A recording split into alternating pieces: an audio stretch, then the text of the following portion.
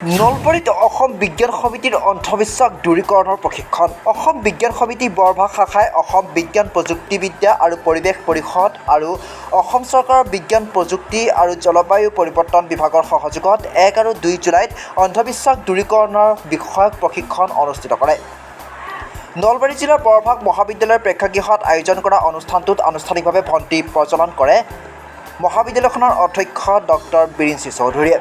অনুষ্ঠানত বিশিষ্ট অতিথি হিচাপে অংশগ্ৰহণ কৰে বৰভাগ মহাবিদ্যালয়ৰ পদাৰ্থ বিজ্ঞানৰ বিভাগৰ মুৰব্বী অধ্যাপক বিজ্ঞান লেখক ডক্টৰ মহানন্দ পাঠক, বিশিষ্ট লেখক সমালোচক সুবক্তা ভূপেন তালুকদাৰ, অধ্যাপক লেখক ডক্টৰ সুশান্ত কাশ্যপে। অসম বিজ্ঞান সমিতিৰ বৰভাগ শাখাৰ সম্পাদক প্ৰদীপ মহন্তই আঁতৰা অনুষ্ঠানটিত নলবাৰী জিলাৰ চৰ অঞ্চলত আজিও কিদৰে অন্ধবিশ্বাস কুসংস্কাৰৰ ফলত মহিলা আৰু শিশুৰ মৃত্যু হৈ আছে, সাপে কামোৰাৰ ফলত চিকিৎসকৰ সলনি ওজা বেজৰ ওচৰলৈ নিয়াত কিদৰে বহু লোকৰ মৃত্যু হৈছে সেই সম্পৰ্কে উদাহৰণসহ বক্তৃতা আগবঢ়ায় বৰভাগ মহাবিদ্যালয়ৰ অধ্যক্ষ ডক্টৰ বিৰিঞ্চি চৌধুৰীয়ে।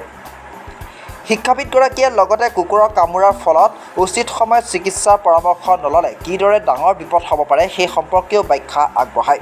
আনহাতে তথ্যহে যুক্তিসন্মত সিদ্ধান্ত লোৱাত সহায় কৰে। এই যুক্তিসন্মত সিদ্ধান্তই হৈছে বৈজ্ঞানিক দৃষ্টিভংগী।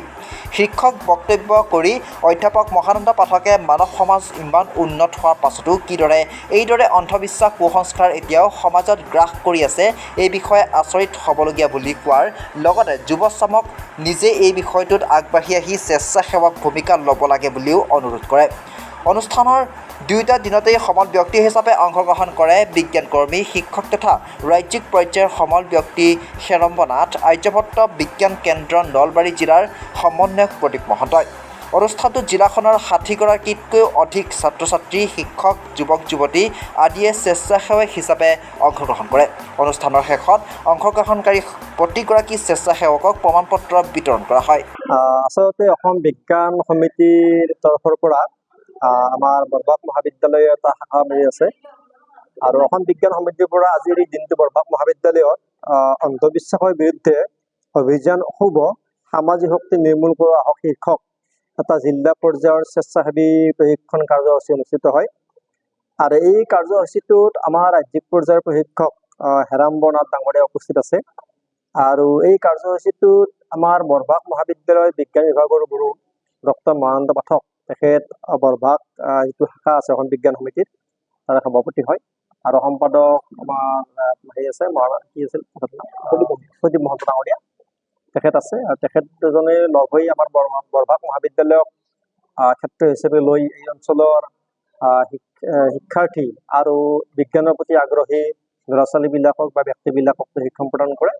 আৰু এই প্ৰশিক্ষণৰ জৰিয়তে ভৱিষ্যতে এই অঞ্চলৰ পৰা কুসংস্কাৰ আৰু অন্ধবিশ্বাস দূৰ কৰিব পৰা যাব বুলি এটা আশা কৰা হৈছে আৰু সেই আশা কৰিয়েই এই কাৰ্যসূচীটো ইয়াত ৰূপায়ণ কৰা হৈছে।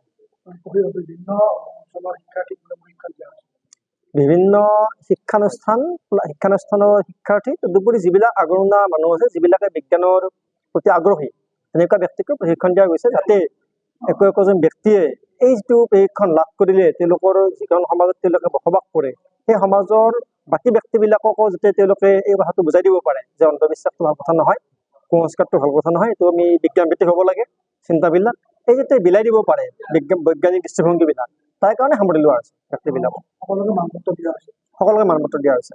News desk report, Assam front.